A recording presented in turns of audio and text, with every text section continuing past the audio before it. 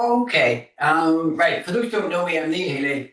My brand name's Neil Pilates. NeilPilates.com is my website.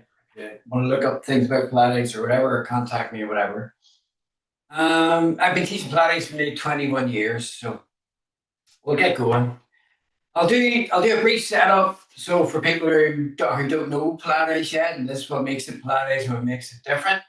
So, and if you've been doing Pilates, um, just treat this setup like you've never done it before, and just have a go and try it, and hopefully you'll find you might feel it differently. So it's always worth doing. So you're trying to get four curves. You want four curves in the spine, and they're all very soft. Curve in at the neck, curve out top of the back, curve in at the low back, which is really the really important one in terms of Pilates, and then a curve out at the tailbone. Quickest way, sorry, to get close to them is to feel like you've got a string stretching off through the top of your head, feel you're trying to touch the top of your head on the ceiling. And that's the quickest way to get pretty close. As I said, this curve in the low back is the main one we're after in terms of Pilates, because it's when you're in that, you've got that curve and your hips in position, your core is in the best place to work. And everything you do in Pilates works your core. So you want your core working. So easiest way for most people I find to get close to that position is just to grab the back of your trousers. Grab the back of the trousers and just feel like you're going to pull your trousers up. As soon as you go to pull your trousers up, you should find that your tailbone just lifts slightly, which is exactly what should happen. So your tailbone should be slightly higher than your pubic bone. Your hips should be tilted forward slightly, and that's in its correct position. That should give you the curve. You can feel it with your thumb, and you know you've got it. Now, muscle holds bone, so you tighten up on these big muscles from the shape of your bottom. Now, the main ones are the gluteal muscles. There's more muscle in there, but the main ones are the gluteal muscles. I'll just call them glutes generally, and just tighten on those to be aware of them, and that will hold your hip in position. So, your core also holds your hip in position. So, your core wraps around, touches to your ribs, touches to your hips, touches along the whole top edge of your hip, and attaches to right down along the ribs, goes all the way down, attaches to the last five vertebrae in your spine. And they're those five vertebrae in the spine, the discs in between them are the ones most likely to bulge or prolapse. So if you get something like your core was strongly holding them and your glutes holding your hip in position, it's going to really help. Hopefully you prevent that, but if you do have bulging discs, then it really makes a big difference. So all right, so core. One of the things it does is flattens your stomach, and we're going to use that. So you find your belly button, and then go slightly lower than your belly button, and feeling like from under your fingers, you're going to pull your belly button back, and you've tightened your belt up a couple of holes. Or you've got a pair of jeans on one size too small, and you suck your belly in to get into them. And then lift your belly button up slightly towards the ribs. That'll bring in your pelvic floor, and your pelvic floor are core muscles. They hold internal organs in position. They'll help hold the hip in position. So just lift them up, and you've got your core working. The breathing in Pilates is hard to get used to. The breathing is called lateral thoracic breathing, which just means you breathe in inside of your ribs. Simple as that. If you do have a strap, use it as guide because it's physically in the right place to where I want you to breathe. So you can just breathe into the strap and say something physically there to remind you where to breathe. Otherwise, you can do one of two things. You can touch fingers together and set them on the bottom of the ribs, or you can put your hands, just turn your hands and put them on the straps or where the straps would be. And then you're going to breathe into your ribs. And when you breathe into the ribs, it just fills the lungs. You should feel your hands being pushed out at the side, or if you're doing them on the front, your fingers should be pulled apart by your ribs. So you're going to breathe out, all coming back down. So breathing in and taking big breaths in and big breaths out, which we don't normally do in life. So if you feel dizzy, stop. Just stop immediately. So you're taking a big breath in and then breathing out. And it just it'll actually work all the muscles in between the ribs. But it just gets really used to the idea that you can take big breaths in Pilates, but without moving your core, which is the point of why you're breathing up here. You want to keep your core steady. So pretty much everybody carries their shoulders forward at some point. So to get that right, I'm just checking. Yeah. So what you do is you just lift shoulders up, slide them slightly closer together, and then slide them down. You're still lifting the tailbone, you're still tightening the muscles in the bottom, you're still putting your core in, and you just lift up, slide shoulders close together, and then slide them down into your back pockets. So if you catch in real life, if you look in a mirror or you see a shop window or whatever, and you can see your knuckles, your shoulders will be rounded. If you just roll them back so that you can only see your thumb and one finger, the nearest finger to your thumb, your shoulders will be back, they will be down, you'll be in a much better posture position. And I would imagine most people agree that this looks considerably better than that. You just roll back and you're in a much better position. So that's set up. You keep that in position through everything, and I remind you through all of the exercises. I'll do 3 things just to get you moving, get the brain connected to the muscles, and get the brain working with the muscles again. Get used to using your core and your breathing. First one's a roll down. You stretch to the top of the head, put your core in, lift up. So you tighten on the muscles in the bottom again. You don't want your hip moving. Okay, this is a spine movement. It's not a hip movement. You drop your chin down and you roll your spine down. And you roll down as many bones as you can until you're as close as you can get to the base of your spine or at the base of your spine. If you're at the base of your spine, you should find your fingers on top of the knee, mid-knee, and then you've got to roll back up again. You're coming up. So take a breath in, get oxygen into the muscles, and then breathe out as you use that oxygen as you roll down. Breathe in, and then breathe out as you're coming up. Now, one of the big differences between Pilates and yoga, and I don't know much about yoga, and I'm not going to pretend to do, but from a lot of forms of yoga, you're holding positions. In Pilates, you're always moving, and that's a big difference. You're trying to move the bones, you're trying to move the joints, and there's a joint between every bone in your spine. You're rounding down, breathing out, breathe in, and then breathing out as you're coming up, say constant motion, lengthening up to the top of the head, breathing up into your ribs. You're just breathing out, take a big breath in, and then breathe out as you're coming up, and then relax. You're getting that spine moving again. So the more movement you have with your spine, with control on it and with the core holding it, the better everything works in your body. So it's much when your spine stops moving and gets stiff, there's going to be a knock-on effect through pretty much all parts of your body. So you want to keep it moving, but you want to keep it moving properly. So next thing, I'm going to get you to do arm circles, but they're really what they're doing is they're stretching the chest and they're getting the muscle between shoulders to work. When you're around your shoulders, you stretch all the muscle between your shoulder blades. Muscles that are stretched are always in a weak position, so those muscles are going to get weaker and weaker.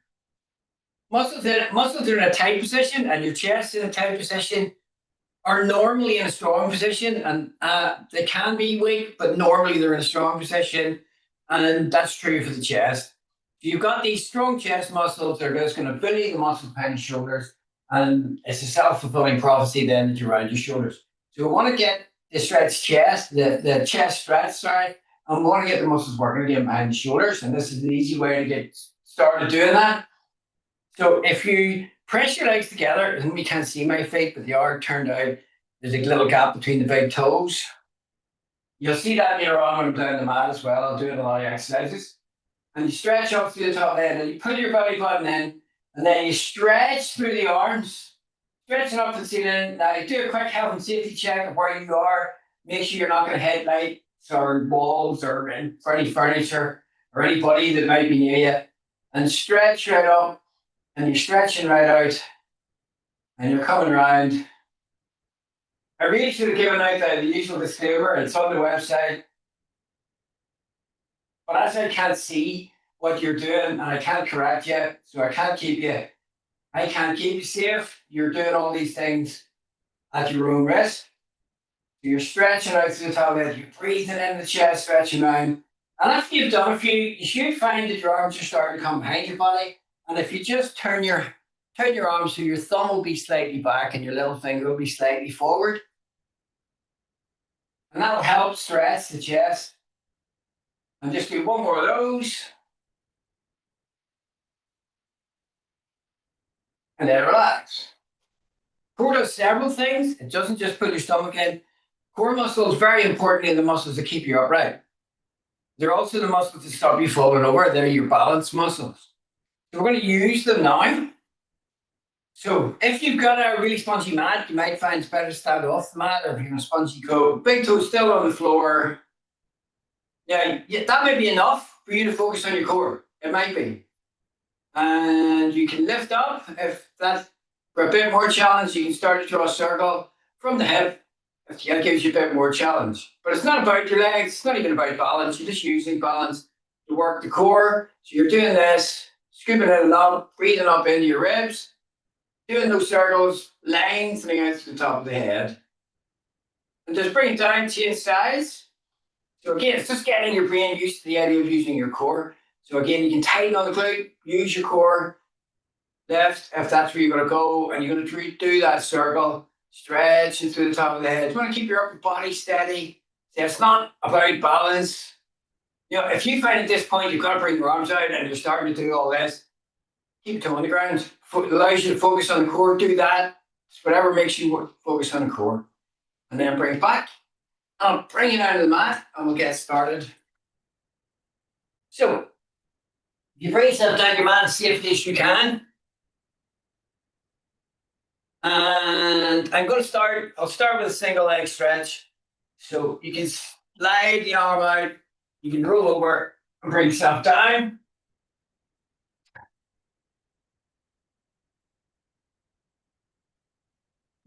Okay, you want to get in a position. So if you feel like you're going to flatten your back into the floor, and then you're going to lift your back up. So it's going towards being arched, but isn't arched, and then drop it down slightly. So you can imagine you can get a grip in there. There's a little bit of air between your low back and the floor, and you're going to use your core. You're going to put it in to that two holes, 3 holes in the belt, and lift your belly button up. And you're using the core to hold the spine steady so that it's in a safe position and it's in strong position, so you can keep that little curve in the bottom of the back. Press with your arms, and I find you press with your forearms, you can get the back of the arm working, you can get the shoulder working, you can even get these big muscles that you'll feel at your side, your lats, you get them working. So Joseph Pilates, German guy, invented this. He wanted every exercise to work as many muscles as possible, and he wanted the whole thing, the whole class to feel like a total body workout. So that's really what I would follow. So you bring one knee up, knee above the hip. But within that, bring the other knee up. But within that, you should never be struggling because you're not going to gain anything and you might even hurt yourself. So you should always be just in control, but not comfortably in control. You should be in control where you can really feel things working, but you know you're going to be able to hold it. So press down through your arms, breathe in. When you breathe out, straighten out through one leg. Breathing in as you put it back. And then stretch out through the other leg. And breathe in, bring it back. If you want to change the level, I'm not saying it's a higher level, you can stretch out through one leg as you breathe out. You can breathe in as that leg's coming back and the other leg's going out. So it's more like a walking action. It might be a benefit to you. You're stretching out through one leg, breathing in as it comes back and the other leg's going out. Or you can stick with what I did initially there. Breathing out as one leg moves and the other stays still, breathing in right back and then changing and doing the other leg. Say, I don't consider one higher level than the other anymore. They're just different. You stretch it out through one leg, breathing in as it comes back and the other leg's going out. Lifting your core in and up, pressing down through those arms, getting the upper body working. And I'll just do one more down each side.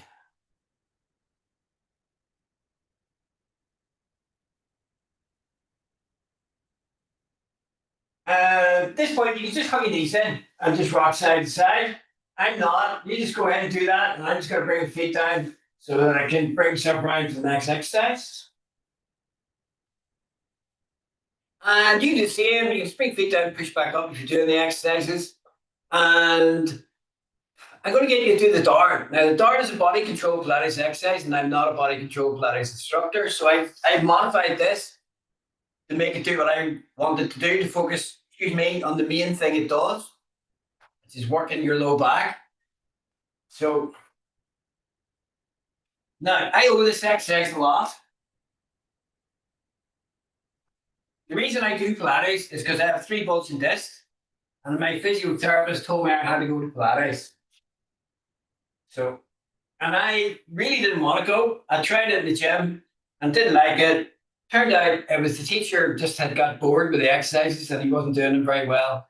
I went to the teacher, the Pilates, who's a physio and a Pilates instructor who did body control. I must emphasize that because a lot of physios don't do that anymore. And she was brilliant. So, so this exercise, I think, was one of the ones that really helped my back. Sorry, the light's shining on me here. It's coming. We have a wonderful day. So you're down now. Bring your legs together, like I was describing earlier on, where your big toes are apart, and just try to press your legs together. Your feet look like a bit of a V. Now, the original exercise, your hands are by your side, but I find a lot of people then round their shoulders. So I changed it, put my hands on my hips so I can lift my elbows. And if you know your elbows are staying there, you know your shoulders are in the right place. Tighten again on the muscles at the bottom, hold your head, those good little muscles. Lengthen out and breathe out and bend backwards and breathe in, come down. Now, this is really more for strength than flexibility.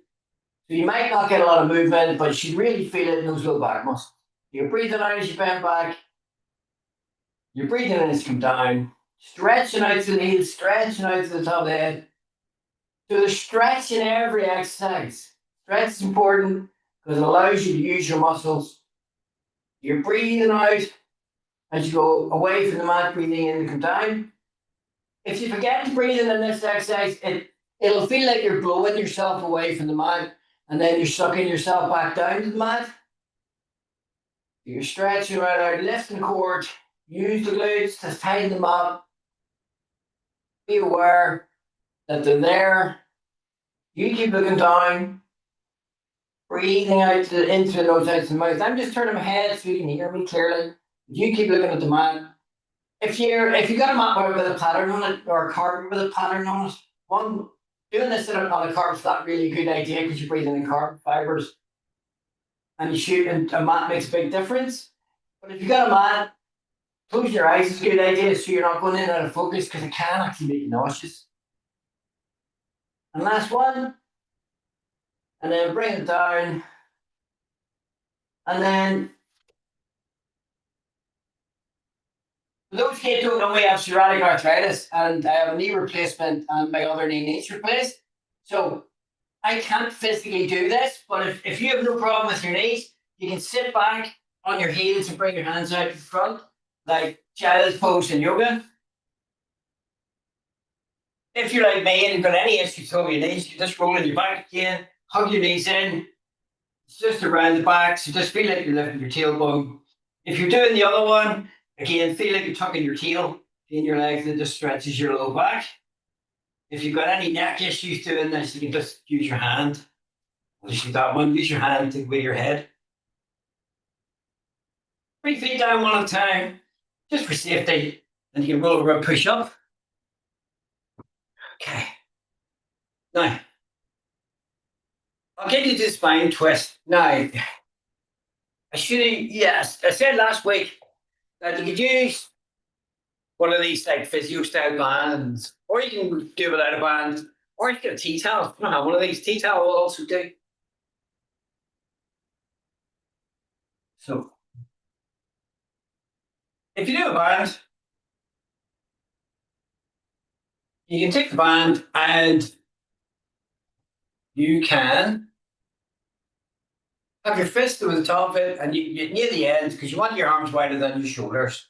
And you're going to squeeze, bring shoulders back and down, squeeze and pull. And you should feel that because you'll feel it between shoulder blades after you start. If you don't command, you can just bring the bottom part of your hand where your bottom of your thumb is, bring that together and press, and you'll feel your chest starting to work. And then your legs are together, your knees are bent so you can sit upright. You want to be sitting as upright as possible. Make sure you're not in this position. So just sitting upright. I'll try to change my blanket here if I can. So lift the core in, press, and then breathe out as you turn. You're breathing in through the middle, and you're breathing out as you turn. It's the same with the band. You squeeze and pull. Just pull a little bit. You don't need to pull too much. As soon as you feel it around the back of the shoulders, it'll hold your shoulder blades in position for you. And you're breathing out as you turn. Again, constant motion, breathing in as you go through the middle. And you're doing that. So you stretch to the top of the head. You're breathing up in the ribs. You're breathing out as you turn. Your shoulders are back and down. You're breathing in through the middle. You're breathing out to turn. You're really lifting the core in. So pressing the hands together will help get the muscles in the chest working, a bit of arms going. As I said, Joseph Pilates you wanted as many muscles as you could get working, and your legs are together. You wanted everything working. Because that's how life works. When you walk, you don't just use your legs, you're using your arms. You're using the core to stay upright. You'll be stretched up to the ceiling. You're using other muscles as well when you're walking. There's an awful lot goes on. Any action you do, you'll be using a lot of muscles. You turn in, last one, come into the middle and let it relax. Okay. So, a lot of the exercises I do are modified versions of Joseph Pilates' original exercises, or they'll be versions of the elders, which is a grand title. And these were people who were taught by Pilates who then went on and teach themselves, and they got their own twist on the method. So most of my exercises come from them, and they may well be my version. Now, this one is, there's a lady called Romana, crazy nice guy, if you want her other name, and she took over Pilates. She was asked to take over a managed Pilates gym, as he called it, after he died.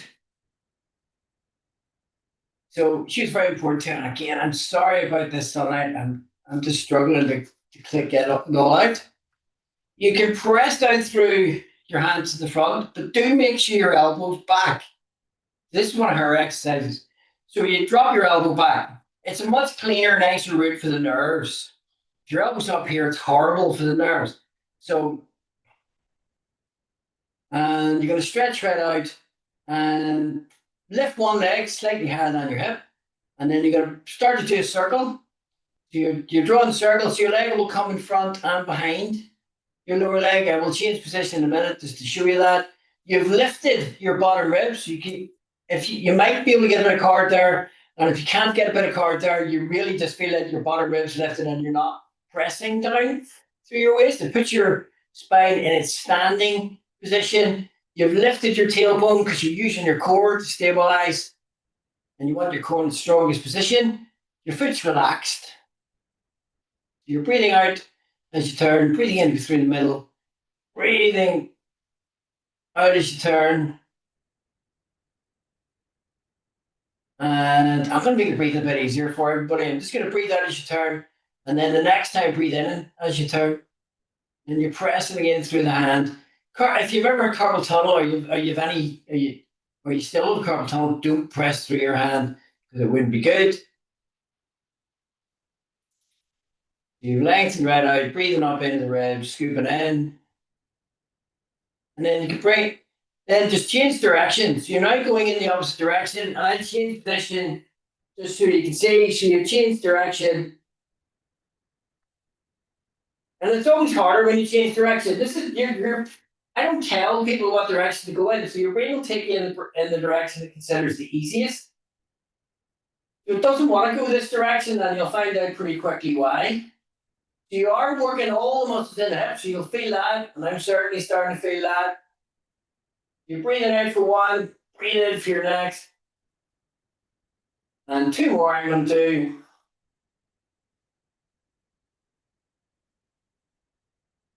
And then you can bring it down. If you give it a bit of rub on the hip where you're likely to feel it, and you can get a bit of a spot, it changes the sensation and it gets blood into the muscle, so it can work again very quickly. And again, I'm just quickly going to adjust this. I really wasn't expecting Sunday as good as that. So my apologies for that. So your stretch much better. So you stretch straight out, press again through the heel of the hand if that's okay for you to do and safe for you to do.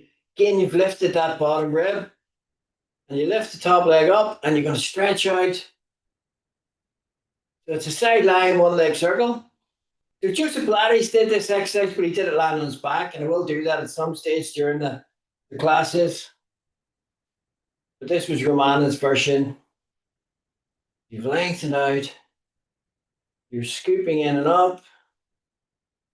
Breathing into the chest.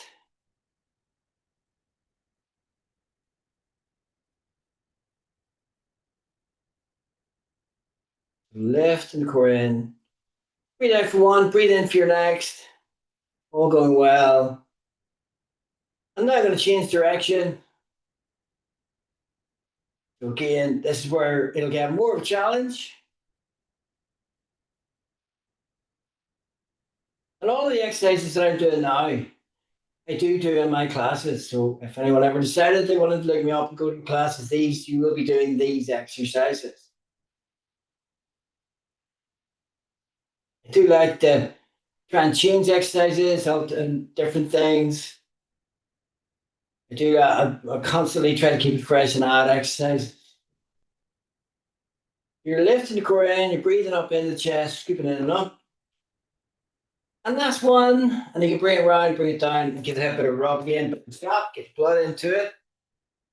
And then push that back up. So in all the classes, like these classes, you might do some of the exercises in every class, but I change the order constantly. Joseph Pilates didn't. He did the same order every time. But I honestly believe that it's much better for your brain if you don't know what's coming next. And your brain can't just go in the automatic pilot. It has to act on the exercise when you find out what it is. So I just think it's better for your brain basically to constantly have to change. So I change the order in every class. And I change the exercises. There will be the odd one that you will do every time. And the next one's one of them. You're going to do shoulder bridge. There are lots of versions of shoulder bridge. And you can tie your band. And in true Blue Peter fashion, I'm going to get one I prepared earlier. So it's for speed.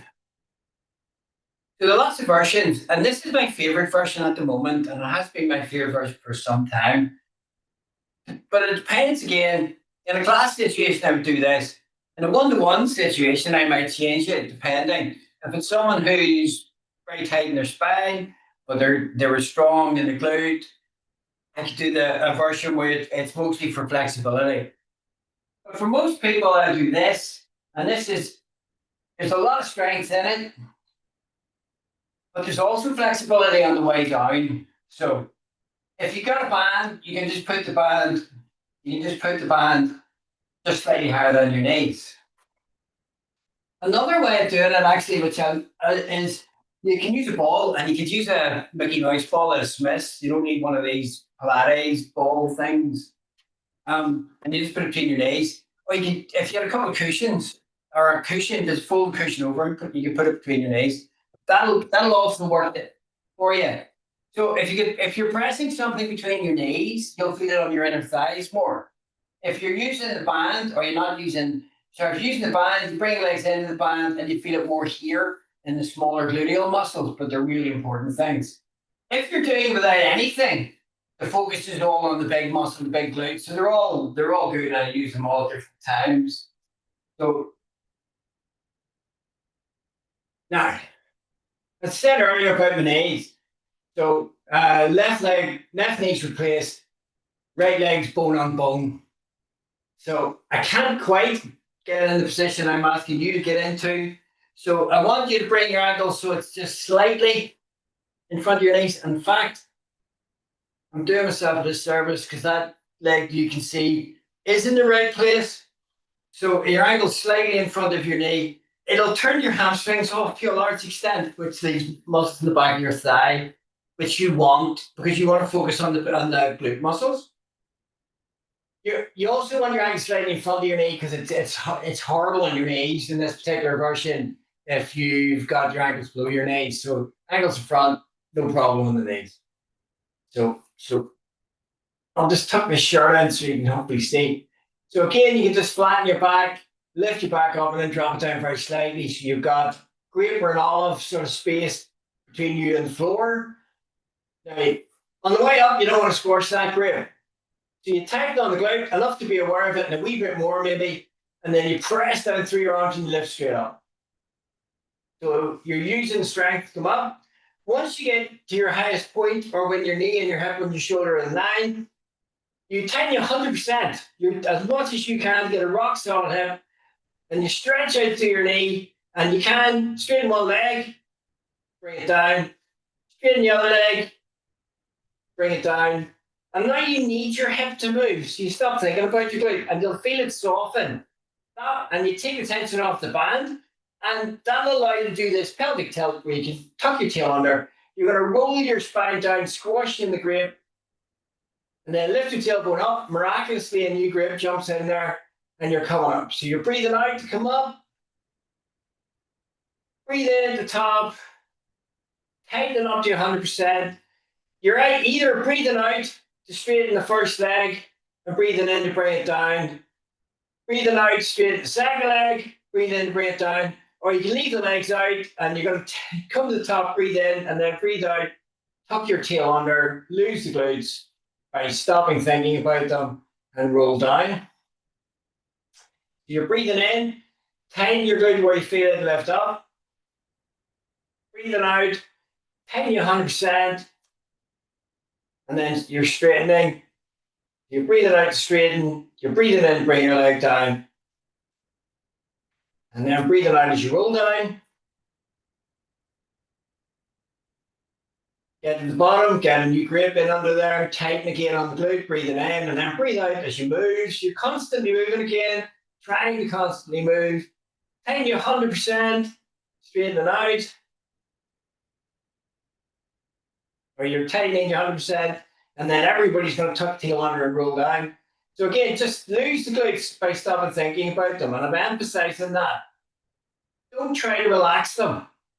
You don't want them relaxed. You want them to be in there so they're going to hold the hip as you roll down.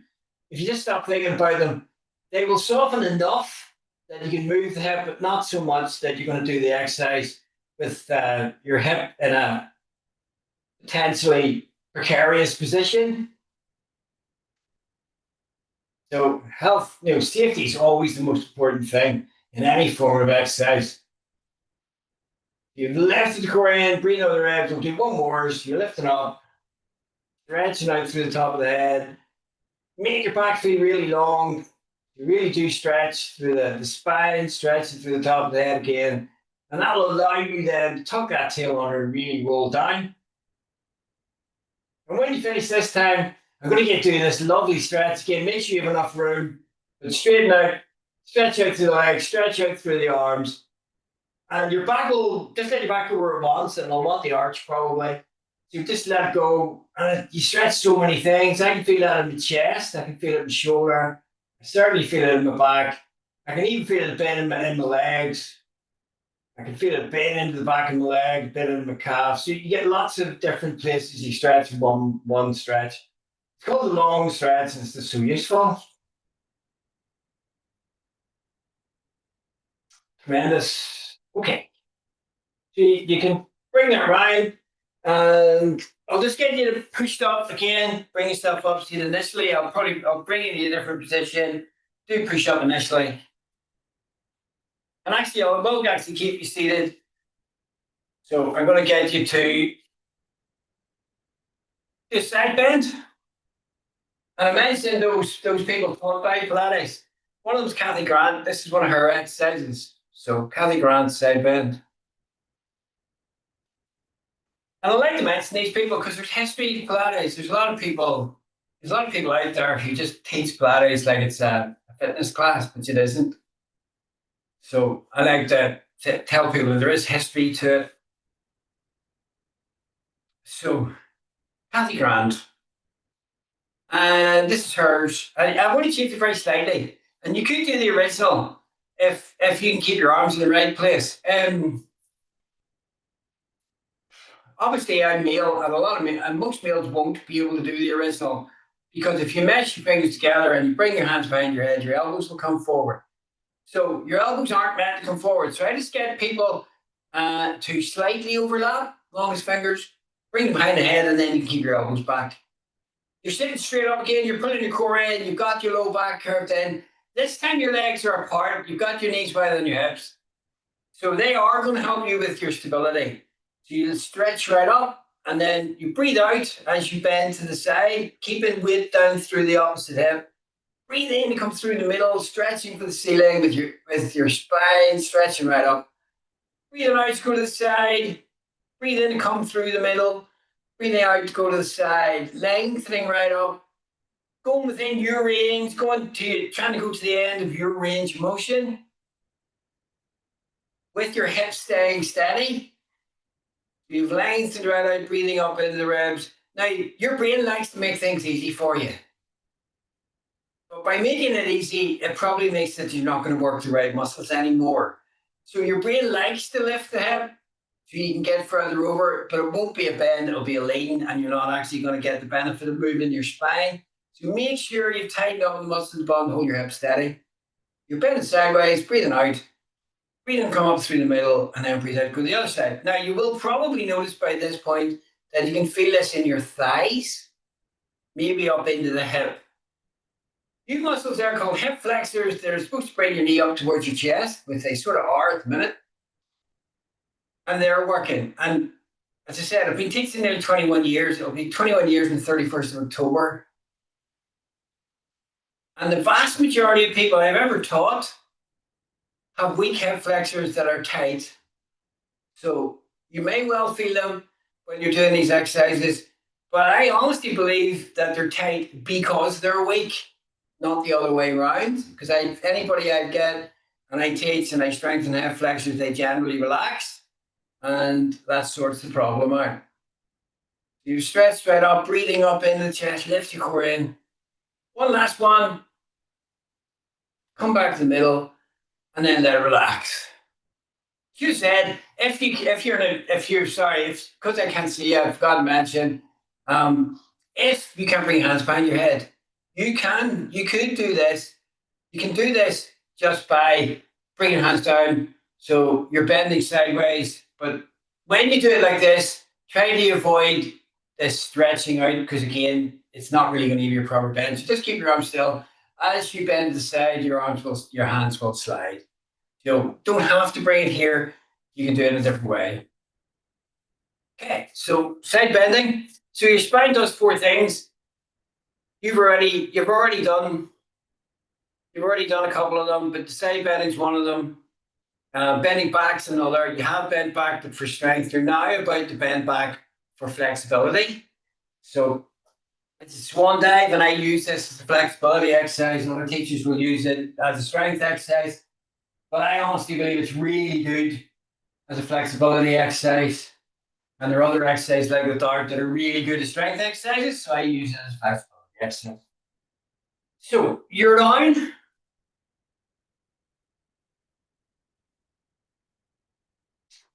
You have your thumbs level with your temple, side of the eye. And once you've got your thumbs there, bring your elbows in a bit if you can. So your elbows are going to stay on the ground because you're trying to bend mid-back. You want to take the pressure off the bottom of the back. And if you come up on the straight arms, you're going to put the pressure exactly under the small of the back where the disc most likely the bulge are, and you don't want to give them any more pressure. So I also believe you're designed this bend mid-back. So lengthen out to the top of the head, and your brain takes so far, and you can press that down through the arms. You have more range of motion there that you can use. And then you're going to come back down again.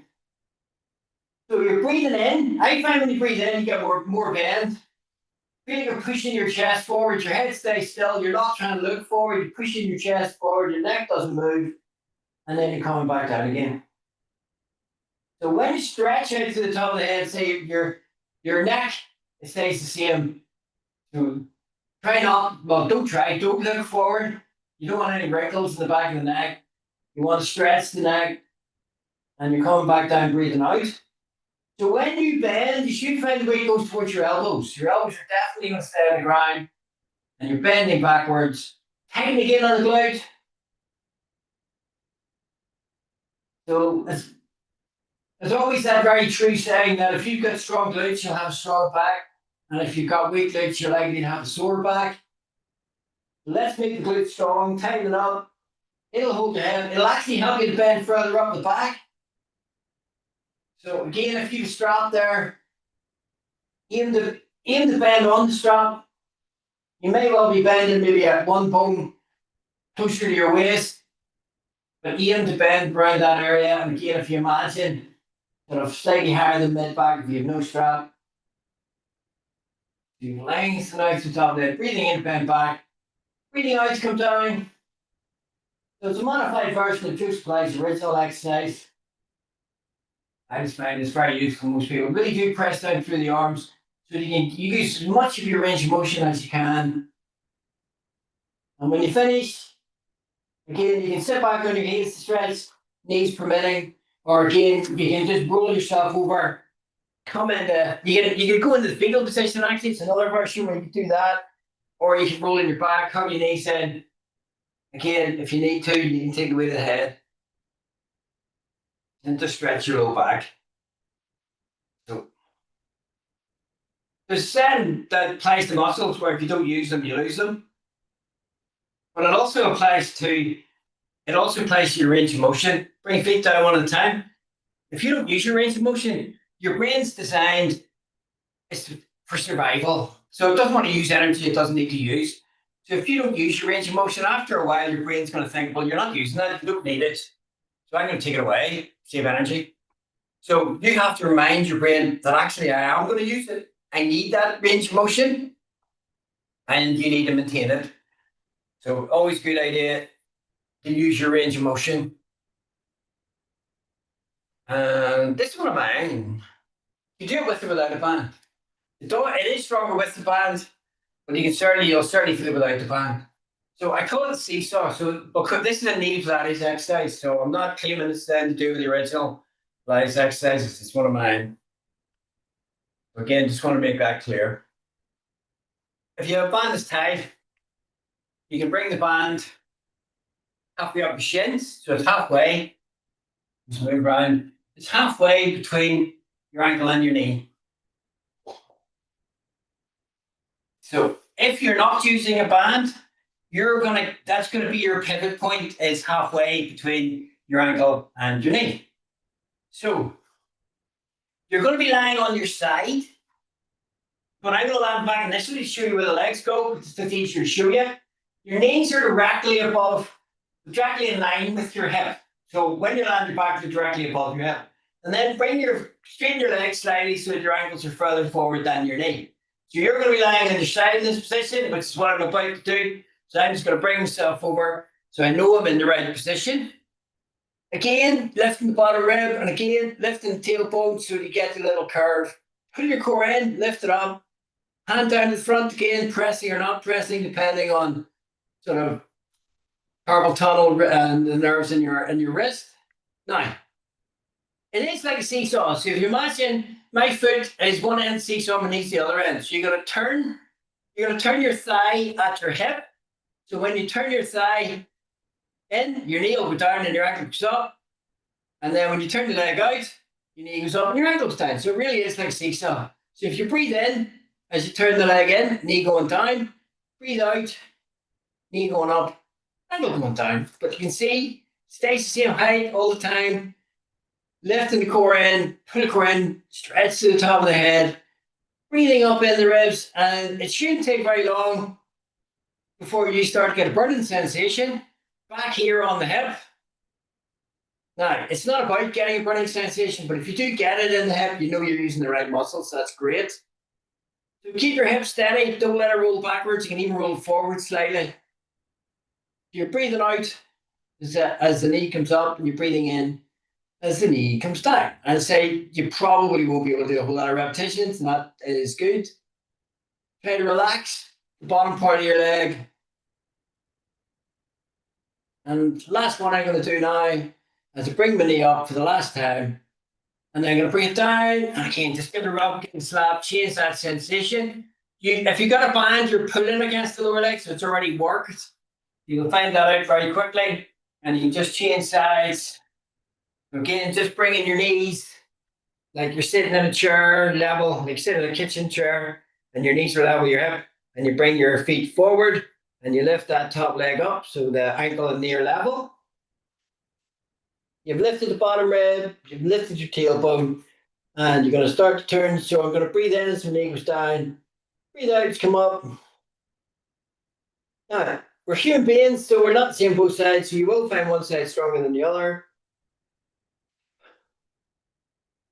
Instead, I've also had a knee operation, so I've had lots and lots of physiotherapy and lots of work trying to build the muscles back.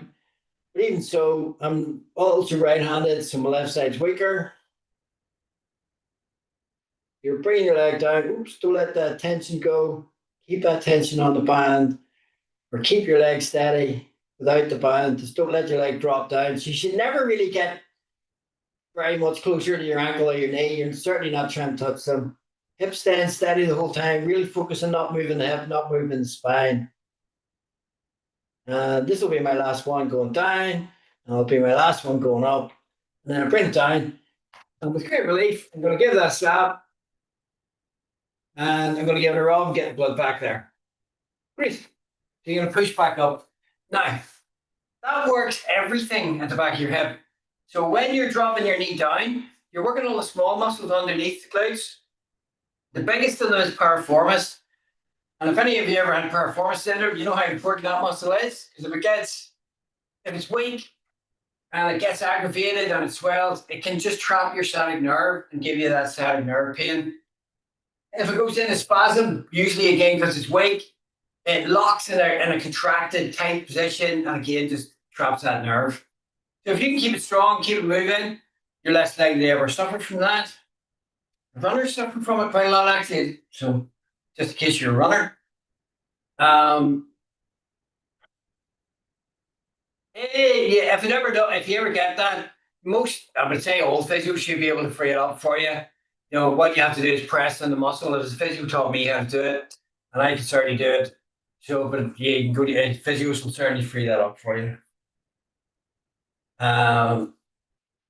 Okay. And they can physically free it up rather than take a lot of tablets, which is even better, painkillers and muscle relaxants and all that, they're all great.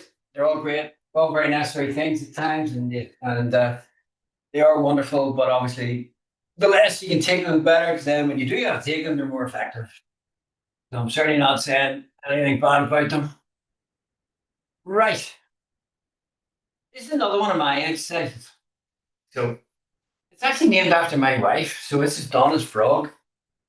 So what you do, I'll leave this funny angle because it'll make sense. So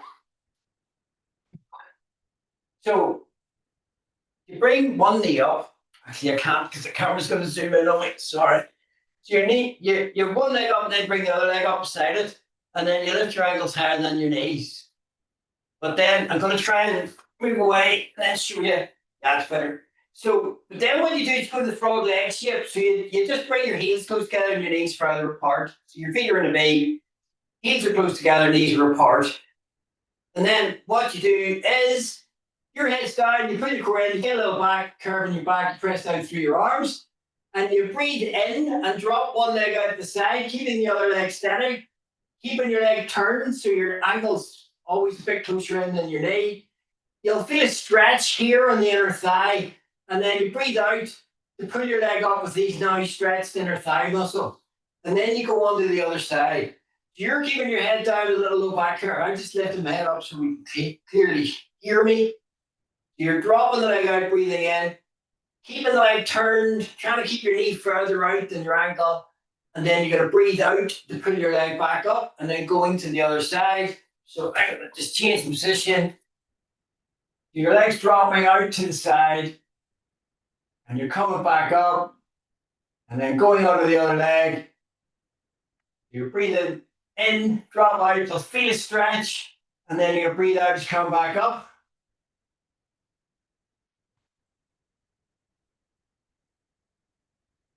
So it's not talked about normally in Pilates, but it's something that I'm pretty passionate about. Is the only way you can actually really strengthen muscles is to overload them. You make them do more than they normally do. And then the muscles get stronger. And I think everybody should get stronger. So when you stretch a muscle like you're doing now, and I said earlier, it goes into a weak position. So you're making it come from a weak position to a tight and short, strong position. And that really does make the muscle work very hard. So you're going to strengthen the muscles. And this will be my last one. Bring the leg out to the side, put it back up. And then again, I can just bring the legs down one at a time. And I'm going to roll over and push back up. So why need to care about the muscles in the inner thigh being strong? Well, the inner thigh muscles attached to the bottom, there's 7 of them, okay? And they attach to the bottom of the hip bone. Like a lot of muscles that move bones, and these move your leg here or even across. When they're not doing that, they can act like a core muscle and hold your hip in position. And I say if your hip's in position, your back's likely to be in position, your knees are going to be in a better place, and basically everything works better. So it's really important to keep your hip in position, and they have a big job in doing that when they're not moving your leg. So they are important. Time, we're all right. So this is a really important movement to be able to do. Again, you can use your band, you can mesh your hands together if you don't have a band. The T-towel wouldn't really work for this one, so you can use band in your hands. So another reason I'm laughing about it, because obviously it doesn't apply to me, is another reason why you might not want to use a band is if you just washed your hair, particularly if you just conditioned it, the band tends to slide off to the sides and it's really annoying. So your hands would be the best option. But the band I like because it guides you up. So this is very important because you're very restricted in how much you can twist, bend sideways, and bend back. You've got safety measures built into your spine to stop you going too far. You don't when you're going forward. So you can bend down and pick stuff up. You need to be able to bend over and pick stuff up with the floor. But it is it's a built-in calculated risk. So this is going to teach you how to bend forward properly. So it minimizes that risk. You can carefully bring yourself down. Now, if you have your feet where I have mine now and you start to bend forward, you're going to feel it right up here, just below the rib cage, just where the muscles meeting the sternum here, this breastbone. Now, if you're rounded forward all the time, that's probably tight and it may well be strong anyway, that part of the muscle. But the muscle goes right down and attaches just onto the hip, just near the pubic bone. So if you slide your feet away, it'll move the focus of the exercise down towards your belly button, working a bit of the muscle that may not be as strong. So I think that's much more useful. So if you take a band, and if you give yourself enough band that you can get like a school ruler distance between your forehead and your hands, I think it works much better. If you're not going to use the band again, you just mesh your hands together. You bring your hands around the back of your head, drop your elbows out wide. So I'll just do my hands first because they're there. So you stretch to the top of the head, nod your head, because you want to move all the bones in the spine and your neck's part of that. So you nod your head, move your neck, and then you're rolling your spine up one bone at a time. And then you're going to unwind your spine back down again, one bone at a time. There are safety things I must tell you about this. If you've got osteoporosis or osteopenia, any bone thinning medical condition, or you have anything pressing on your spinal column or pressing on the nerves that come out at the base of your spine, it would be very dangerous to bend forward and press your back into the ground, which I'm about to tell you to do. So you would curl up, you'd keep the grip there and not squash it. It's still important to do the movement, but you wouldn't let your back move. So you'd keep a grip there, you wouldn't squash it, and then you come back down again. And again, because I can't see anybody out there, if there's anybody who's pregnant, well, I should say earlier, you shouldn't be on your back to do the exercise. You should be at an angle. You should be propped up so that your head's higher than your heart. But again, this could cause you a major problem because it's going to split. It's going to pull on the ligament that runs down the middle, and it could stop it coming back after the birth. So again, you would do the exercise, but you wouldn't let your back flatten, and you should be propped up so that your head's higher than your heart. So you stretch out to the top of the head, and if it's safe to press your back, it's a good idea to do so because it's going to free up the back muscles, make them soften, and you can work the muscle in the front better. And if that muscle is going to contract and work more efficiently, then It's going to do what the Pilates exercise wants, and it's going to move your bones more efficiently as well. So you're breathing out to come up, you're breathing in as you roll back down, you're scooping it up, and you keep the elbows back. So it's Pilates, you think bones in this case. You think bones, think rolling the bones. You know, don't think sit up, don't think about you're working the muscle, but you will be. So it's the muscles that move bones. So, you know, if you're going to move bones, you've got to work muscle. It's just the way your body works. You lengthen out the top, then breathing up into the chest.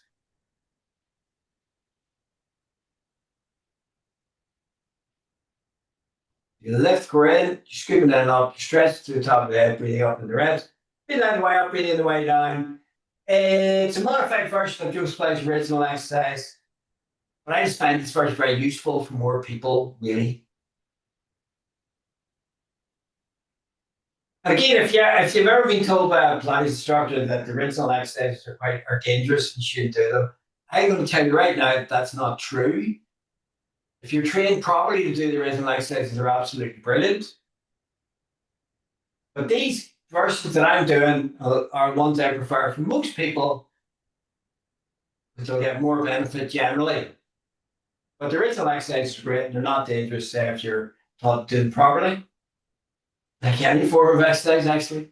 This is your last. Breathing out, come up. Breathing in, come down. And I'm going to roll you over and I'm going to push you up. I'll just do one I'll do one stretch to finish here. You're stretching in every exercise, but this will be just a formal stretch. It's actually a physiotherapy stretch, and I'm not a physio. You don't have to give it a disclaimer. It's a really good stretch. So you bring your fingers together. Because most people are round forward, get very tight in that top part of your spine, and it can cause problems with the nerves feeding out all through your body. So counterintuitively, you're going to bend forward to stretch it here, but it's because you're doing what you're doing that it's going to work. You mesh your fingers together, you push your arms forward, round over slightly. Really feel like you're pushing your arms and shoulders forward, pulling your fingers as if you're trying to put them apart, but don't let them come apart. And you should feel that right across the top of your back. Now, I've added a bit to it. So if you now feel like you're trying to round your back even more and push back into something like a big pillow, you should feel even more across the top of your back. Your arms are bent. And I find that helps as well. If your arms are straight, you don't get it quite so much. And you really should feel that across the top of the back. You're stretching thoracic spine because you're freeing up all the muscles that attach to it and taking the pressure off. And it's a really useful stretch. And then ease that out and bring yourself round. And thank you very much. I'm very happy to see you there. Thank you.